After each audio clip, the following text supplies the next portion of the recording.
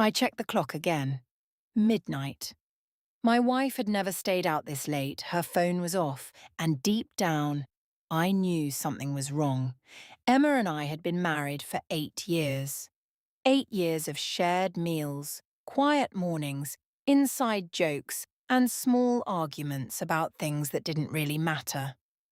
We had built a life together.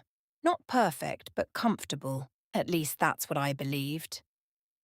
That evening started like any other. I came home from work at 6, and Emma was in the kitchen stirring soup.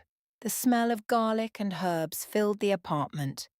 "You're late," she said, but she smiled when she saw me. "Traffic," I replied, kissing her cheek. We ate dinner together, talking about simple things. Her office, my boss, the rising price of groceries. Nothing unusual, nothing alarming. After dinner, she stood and began clearing the table.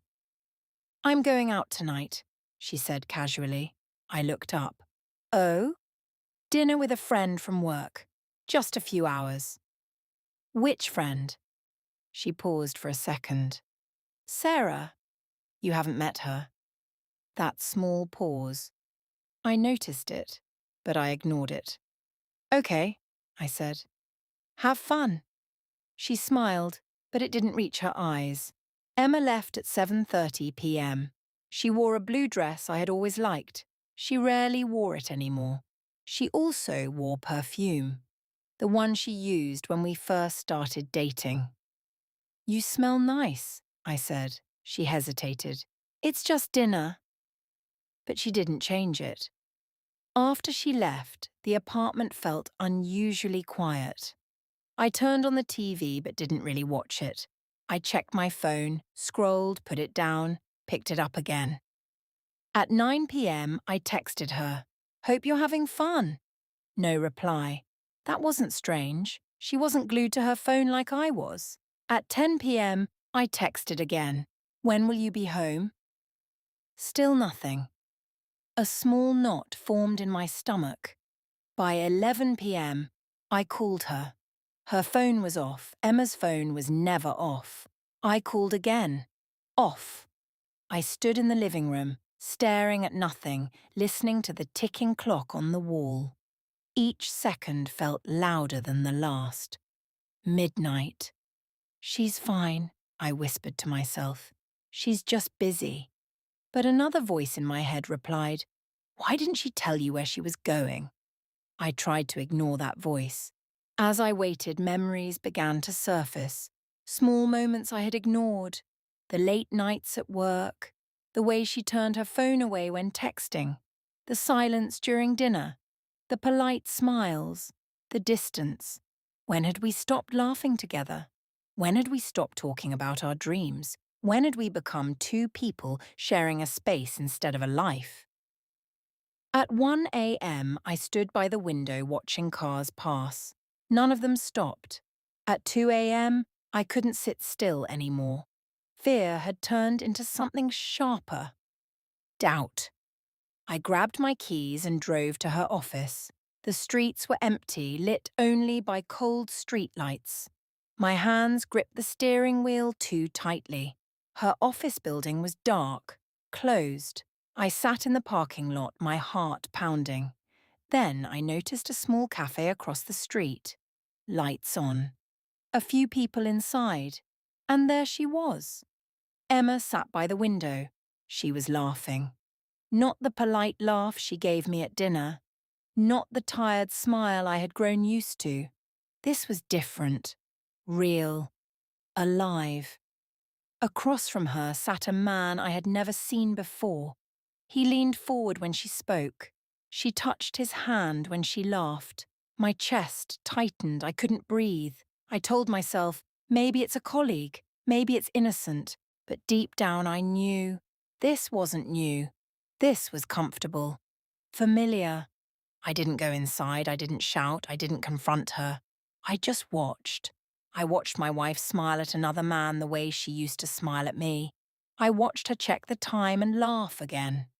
I watched the life we built quietly fall apart. not with a loud crash, but with a soft, final crack. At 2:45 a.m., they stood up.